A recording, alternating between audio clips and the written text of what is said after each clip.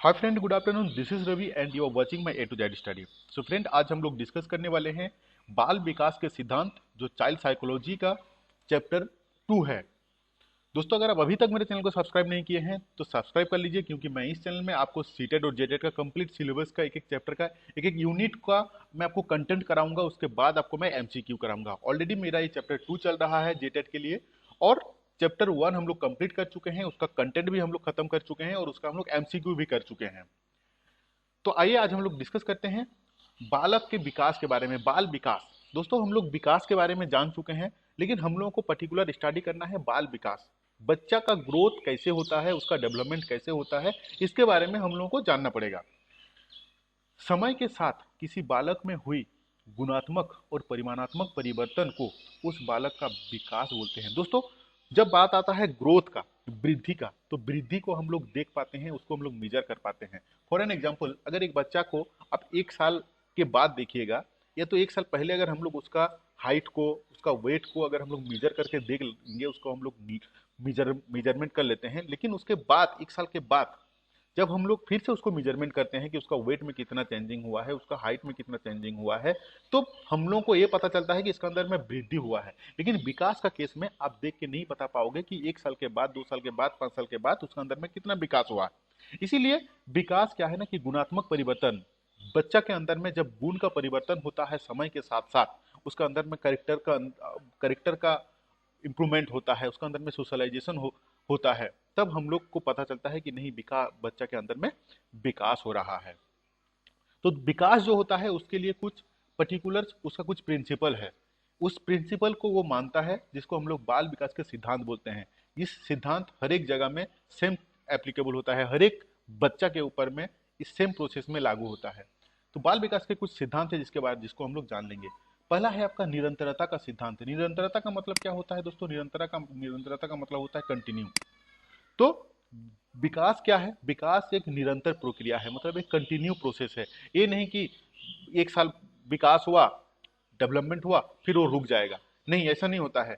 ये जो है एक निरंतर प्रक्रिया है। जो बच्चा पैदा होता है, मतलब उसका मातृगर्भ से जब रहता है और जब तक वो जिंदा रहता है, उसका एंड ऑफ द डे तक उसके अंदर में विकास होते रहता है। तो देखते हैं क्या बोल रहा है कि इस सिद्धांत के अनुसार विकास एक न रुकने वाला प्रक्रिया है। विकास जो है वो कभी रुकने वाला प्रक्रिया नहीं है, वो कंटिन्यूअसली चलते रहता है। माँ के गर्भ से ही यह प्रक्रिया आरंभ हो जाता है। डेवलपमेंट जो है वो मातृगर्भ से ही स्टार्ट हो जाता है और उसका मृत्यु पर्यंत चलते रहता है। इसीलिए निरंतरता का सिद्धांत है ये। और ये जो सिद्धांत है, ये सिर्फ कोई एक पर्टिकुलर बच्चे के ऊपर नहीं, ये हर एक बच्चा के ऊपर, हर एक बालक के ऊपर सेम रूल इम्प्लीमेंट होता है। तो निरंतरता का सिद्धांत हम लोग क्या समझें कि ये एक निरंतर चलने वाला प्रक्रिया है, जो कभी रुकता नहीं है। मातृगर्भ से लेके उसका एंड ऑफ द डे तक विकास होते रहता है। नेक्स्ट सिद्धांत क्या है? व्यक्तित्व भिन्नता का सिद्धांत। दोस्तों, व्यक्तित्व भिन्नता का मतलब क्या होता है? व्यक्तित्व भिन्नता का मतलब होता है इंडिविजुअल डिफरेंसेस। इस धरती में दो बच्चा सेम हो सकता है, सिमिलरिटी हो सकता है, मतलब क्या, फेस उसका सेम हो सकता है, बट उसके अंदर का जो करेक्टरिस्टिक होगा, उनका जो डेवलपमेंट वो अलग होगा, सेम नहीं हो सकता है। हो सकता है कि वो दोनों का चेहरा सेम हो जाए, बट वो दोनों का जो गुण होगा वो डेफिनेटली अलग रहेगा। इसीलिए व्यक्तित्व भिन्नता का सिद्धांत होता है, इंडिविजुअल डिफरेंसेस रहता है। हर एक बच्चा इक्वल नहीं रहता है। कोई बच्चा मंद बुद्धि वाला रहता है, कोई बच्चा तेज बुद्धि रहता है, किसी का आईक्यू बहुत ही अच्छा, किसी का एवरेज रहता है, कोई बहुत ही धीमी रहता है। तो इंडिविजुअल डिफरेंस जो है वो भी बाल विकास का एक सिद्धांत है। विभिन्न व्यक्तियों के विकास की गति में भिन्न होते हैं। हर एक बच्चा का जो ग्रोथ होता है, चाहे वो डेवलपमेंट हो, चाहे वृद्धि हो, चाहे विकास हो, वो सेम नहीं रहता है। एक ही आयु के दो बालक में शारीरिक, मानसिक तथा सामाजिक विकास में भिन्नता है। इसे हम लोग व्यक्तित्व भिन्नता स्पष्ट दिखाई देती है। मतलब यही होता है कि बाल विकास का जो सिद्धांत है उसमें इंडिविजुअल डिफरेंसेस भी है। बच्चा का ग्रोथ या तो उसका डेवलपमेंट वो हर एक बच्चा के लिए सेम नहीं हो सकता है। नेक्स्ट है अब हम लोगों का परस्पर संबंध का सिद्धांत। दोस्तों, एक डेवलपमेंट दूसरे डेवलपमेंट से कोरिलेटेड रहता है। जैसे डेवलपमेंट में क्या क्या आता है, शारीरिक विकास, मानसिक विकास, संवेगात्मक विकास, सारे एक दूसरे से कोरिलेटेड है। अगर एक का डेवलपमेंट रुक जाएगा, किसी एक का ऊपर में इम्पैक्ट आ जाएगा, प्रभाव आ जाएगा, तो वो दूसरा जो ग्रो डेवलपमेंट हो रहा है उसके ऊपर में इम्पैक्ट हो जाएगा। इसीलिए परस्पर संबंध रहता है, एक डेवलपमेंट दूसरे डेवलपमेंट के साथ वो परस्पर संबंध रहता है। देखते हैं डिटेल्स इसका। विकास के सभी आयाम जैसे शारीरिक, मानसिक, सामाजिक, संवेगात्मक आदि एक दूसरे से परस्पर संबंध है। इसमें से किसी भी एक आयाम में होने वाले विकास अन्य सभी आयामों में होने वाले विकास को पूरी तरह से प्रभावित कर देता है। जो चीज हम बताएं, अगर शारीरिक विकास उसका नहीं हो रहा है, इसका मतलब क्या है कि उसमें शारीरिक कुछ फिजिकल प्रॉब्लम है। अगर फिजिकल प्रॉब्लम उसका रहेगा तो फिजिकल डेवलपमेंट के साथ साथ उसका मेंटल डेवलपमेंट भी नहीं होगा, उसका सोशलाइजेशन भी उसके अंदर में सही नहीं रहेगा, संवेगात्मक भी सही नहीं रहेगा। संवेगात्मक क्या मतलब क्या होता है, संवेगात्मक का अंदर में रहता है इमोशन रहता है, खुशी रहता है, ईर्षा रहता है, डर रहता है, ये सारी चीज आपका संवेगात्मक विकास में आ जाता है। तो परस्पर संबंध क्या है कि एक डेवलपमेंट, एक विकास दूसरे विकास के साथ कोरिलेटेड है। एक अगर डिस्टर्ब हो जाएगा तो दूसरा भी डिस्टर्ब हो जाएगा। नेक्स्ट है विकास की दिशा का सिद्धांत।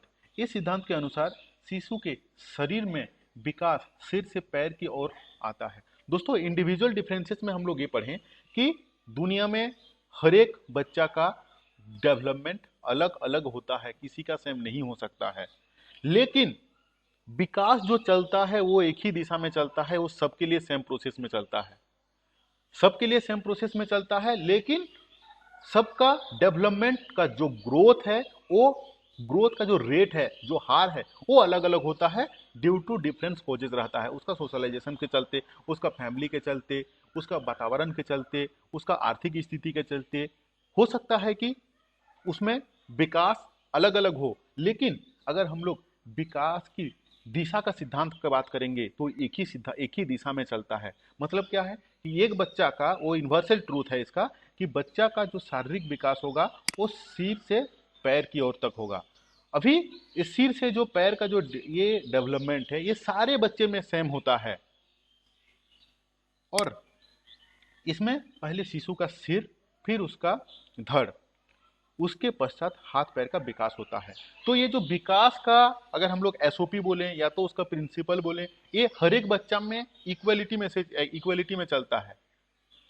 ये सिर से पैर की और उसका जो इम्प्रूवमेंट होता है, पहले सिर उसका इम्प्रूवमेंट होगा, मतलब फिजिकल चेंजिंग होगा, उसके बाद पैर की ओर आएगा, सिर से धड़ की तरफ आएगा, उसके बाद उसका हाथ पैर का विकास होगा। तो सिर्फ एक बच्चा के लिए नहीं, ये पूरा वर्ल्ड में ये हर एक बच्चा के लिए ये सेम रूल लागू रहता है। इसीलिए विकास का दिशा जो है वो एक होता है। लेकिन इंडिविजुअल डिफरेंसेस में विकास का जो रेट है, कोई बच्चा तेजी से वृद्धि हो रहा है, कोई बच्चा तेजी से समझ रहा है, कोई दूसरा बच्चा तेजी से नहीं समझ रहा है, लेकिन विकास का जो दिशा है वो एक ही रहता है। मतलब पैर, सिर से लेके पैर की ओर, ये वाला जो डेवलपमेंट है ये हर एक बच्चा के लिए इक्वल रहता है। इसीलिए विकास की दिशा का ये सिद्धांत है कि एक ही दिशा में वो बढ़ेगा। नेक्स्ट है विकास सामान्य से विशिष्ट की ओर चलता है। दोस्तों विकास हमेशा सामान्य से विशिष्ट की ओर चलता है। मतलब जैसे इसका इसका एग्जाम्पल क्या है, हम लोग अगर ये समझेंगे कि बच्चा जब रोता है, जब छोटा रहता है, जब उसका अंदर में डेवलपमेंट नहीं होता है, जब रोता है तो उसका पूरा बॉडी मूवमेंट होने लगता है। लेकिन जब उसके अंदर में विकास हो जाता है फॉर द सर्टेन टाइम के बाद, जब बच्चा रोता है तो सिर्फ उसका आंख से आंसू आता है, बॉडी उसका नहीं हिलता है। दूसरा एग्जाम्पल हमको अगर आप समझाएंगे हम आपको, एक बच्चा जब छोटा रहता है तब उसका सिर्फ अंगुली नहीं हिलता है, पूरा हाथ हिल जाता है। अगर वो कोशिश भी करता है अंगुली को हिलाने के लिए तो उसका पूरा हाथ हिल जाता है। फिर सर्टेन डेवलपमेंट के बाद, वो विकसित होने के बाद वो अपना पर्टिकुलर अंगुली को हिला पाता है। इसीलिए क्या होता है कि विकास जो है वो सामान्य से विशेष की ओर जाता है। दोस्तों बिल्कुल स्किप मत कीजिए वीडियो को, मैं एक एक पॉइंट को आपको समझाने का कोशिश कर रहा हूँ, क्योंकि मेरा ये मानना है कि अगर आपका कंटेंट को आपको अगर समझ में आ जाएगा तो आप कोई भी एमसीक्यू इजी से कर पाओगे। विकास हमेशा सामान्य से विशिष्ट की ओर चलता है। उदाहरण के लिए एक बच्चा अपने हाथ से कुछ पकड़ने से पहले बालक इधर उधर हाथ मारने, हाथ फैलाने की कोशिश करता है। बच्चा जब कुछ भी चीज पकड़ता है एकदम बचपन में, पकड़ने से पहले डायरेक्ट वो पकड़ नहीं पाता है, क्योंकि उसके अंदर में विकसित नहीं रहता है, बच्चा विकास नहीं होता है, उसका हाथ पैर हिलने लगता है। फिर जब वो डेवलपमेंट होता है, उसके अंदर में विकसित होता है, मतलब कुछ दिन के बाद, कुछ महीने के बाद, पर्टिकुलर वो जिस चीज को पकड़ने की कोशिश करेगा उसी को पकड़ लेगा। लेकिन जब बच्चा रहता है, एकदम छोटा सा रहता है, वो पर्टिकुलर कोई चीज को पकड़ने की कोशिश करेगा लेकिन वो नहीं कर पाएगा। इसी तरह शुरू में एक नवजात शिशु के रोने और चिल्लाने में उसके पूरी अंग प्रत्यंग भाग भाग लेता है। मतलब जब वो रोता है ना, तो उसका पूरा बॉडी भाग लेता है, पार्टिसिपेट करता है। मतलब पार्टिसिपेट करने का मतलब क्या है कि पूरा बॉडी मूवमेंट होता है। परंतु बाद में वृद्धि और विकास की प्रक्रिया के फलस्वरूप यह क्रिया उसके आंख तक ही सीमित हो जाता है। मतलब जब उसके अंदर में विकास हो जाएगा, सब सर्टेन टाइम के बाद जब वो रोएगा, सिर्फ उसका आंख से आंसू आएगा। बाल विकास को प्रभावित करने वाले कुछ कारक हैं। बाल विकास जो होता है, जो डेवलपमेंट होता है, उसको प्रभावित करने के लिए कुछ कारक होते हैं। जैसे अगर हम लोग दो बच्चा का एक एग्जांपल ले लेते हैं। एक बच्चा एक अच्छा फैमिली मतलब उसका उसका फैमिली का इकोनॉमिक कंडीशन सही है, और एक बच्चा बहुत ही गरीब फैमिली में पैदा हुआ, तो दोनों का जो डेवलपमेंट होगा वो डेफिनेटली अलग अलग होगा। दोनों को अलग तरीके से जो खाना भी मिलेगा सही नहीं तरीके से, जो गरीब घर में पैदा हुआ है उसको सही तरीके से भरण पोषण उसका सही नहीं होगा, उसको एक अच्छा स्कूल नहीं मिलेगा, उसको एक अच्छा एटमोसफियर नहीं मिलेगा, उसको एक अच्छा सोशलाइजेशन नहीं मिलेगा। तो डेफिनेटली दोनों बच्चा के अंदर में ग्रोथ और डेवलपमेंट दोनों अलग ही रहेगा। रीजन क्या है कि प्रभावित कर रहा है क्या कारक कि वो गरीब है, और दूसरा कारक क्या है, वो धनी है। तो आइए बाल विकास को कुछ प्रभावित करने वाले कारक हम लोग देखते हैं। एक तो है आपका आंतरिक कारक जो इंटरनली, और एक तो है बाह्य कारक जो दिखता है। आंतरिक कारक क्या है? आनुवंशिकता, जिसको जेनेटिक बोलते हैं, जो हम लोग देख नहीं पाते हैं। अगर कोई बच्चा का मम्मी पापा गोरे रहेंगे, काले रहेंगे, मोटे रहेंगे, लंबा रहेंगे, तो उसका बच्चा भी डेफिनेटली काले मोटे गोरे हुई होगा, ठीक है ना? क्योंकि जो जीन उसके मम्मी पापा में है, वही जीन जो है उसका बच्चा में जाएगा। बालक के रंग, रूप, आकार, शारीरिक गठन, ऊंचाई इत्यादि निर्धारण में उसके आनुवंशिक गुणों का महत्वपूर्ण योगदान होता है। बालक के आनुवंशिक गुण उसके वृद्धि एवं विकास को प्रभावित करता है। जो चीज अभी हम आपको बताएं, बच्चे के मम्मी पापा के जो जीन है वो बच्चे में आएगा। जो भी उनके कैरेक्टर है, जो भी उनका फिजिकल है, जो भी उनका मेंटली है, सारे गुण जो है बच्चे में रहता है। शारीरिक कारक, दोस्तों शारीरिक कारक जो है वो डेवलपमेंट और ग्रोथ को, दोनों को इम्पैक्ट करता है, दोनों को प्रभावित करता है। कैसे? अगर कोई बच्चा का शारीरिक स्वस्थ नहीं रहेगा, अगर वो फिजिकली वो डिजॉर्डर रहेगा, फिजिकली वो असुस्त रहेगा, तो उसमें सही से उसका बॉडी ग्रोथ नहीं हो पाएगा, ना उसका सही से मेंटली मेंटली उसका डेवलपमेंट हो पाएगा। क्या बोलता है कि एक स्वस्थ बच्चा जिसका शारीरिक कुछ भी प्रॉब्लम नहीं है, जिसका कुछ भी इशू नहीं है, उसका शारीरिक और मानसिक विकास अच्छा होता है। जिसमें कुछ प्रॉब्लम नहीं है, हेल्थ उसका सही है, उसका फिजिकली और मेंटली, शारीरिक और मानसिक विकास दोनों अच्छा होता है। उसी के साथ अगर कोई बच्चा जन्म से ही दुबले पतले, कमजोर, बीमार तथा किसी भी प्रकार के शारीरिक समस्या से पीड़ित रहता है, तो उसमें शारीरिक और मानसिक विकास सही से नहीं हो पाता है। दोस्तों अगर उसका फिजिकली और मेंटली डेवलपमेंट तब हो पाएगा जब उसका बॉडी में कोई सुस्त रहेगा। बॉडी अगर सुस्त रहेगा तो दोनों मेंटली फिजिकली दोनों उसका डेवलपमेंट सही रहेगा। संवेगात्मक कारक, संवेग मतलब क्या होता है? इमोशन होता है, प्यार होता है, बच्चा का अंदर में घृणा पैदा होता है। प्यार, घृणा, डरना, इस सारी को हम लोग संवेग बोलते हैं। तो संवेग भी जो है एक वो भी इम्पैक्ट करता है बच्चा का ग्रोथ को ऊपर। अगर इसका एक एग्जांपल हम लोग लेते हैं कि अगर एक बच्चा, दो बच्चा है एक फैमिली में, एक फैमिली में एक बच्चा है जिसको उसका मम्मी पापा, उसका फैमिली मेंबर पूरा प्यार से बात करते हैं, उसको सारे प्यार देते हैं, जो भी उसका रिक्वायरमेंट है सारे फुलफिल करते हैं। लेकिन एक दूसरा बच्चा है जो दूसरा घर में है, उसका मम्मी पापा उसको कभी प्यार ही नहीं करते हैं, उसको फैमिली मेंबर उसको चिड़चिड़ाना भाव रहता है, हर एक समय सारा रहेगा उसको चिल्लाता है, तो वो बच्चा जो है मेंटली सेटिस्फाई नहीं रहेगा, तो उसका फिजिकली और मेंटली दोनों का डेवलपमेंट नहीं हो पाएगा। तो संवेगी कारक क्या बोल रहा है कि बालक के जिस प्रकार के संवेग भावों का जिस रूप से विकास होता है, उसको जिस टाइप का कल्चर मिलेगा, अगर अच्छा कल्चर मिला तो अच्छा बन जाएगा, अगर वो बेकार वाला उसको एनवायरमेंट मिला, सब आदमी चिल्लाते रहेगा, तो उसको संवेग में, उसका संवेगात्मक डेवलपमेंट नहीं हो पाता है। वह उसके सामाजिक, मानसिक, नैतिक, शारीरिक तथा भाषा संबंधित विकास को पूरी तरह से प्रभावित कर लेता है। अगर एक बच्चा को उसका मम्मी पापा गाली देते रहेंगे, फैमिली मेंबर गाली देते रहेंगे, तो वो डेफिनेटली वो भी गाली सीखेगा ना। तो इसीलिए क्या होता है कि उसका, अब अगर वो खुद गाली सीखा तो उसके लिए, अगर जो मम्मी पापा को गाली दे रहा है, तो सोशलाइजेशन में क्या करेगा, उसका भाषा भी उसी टाइप का निकलेगा, गाली वाला। सो समाज में भी उसका रोल यही रहेगा और फैमिली में भी यही रहेगा।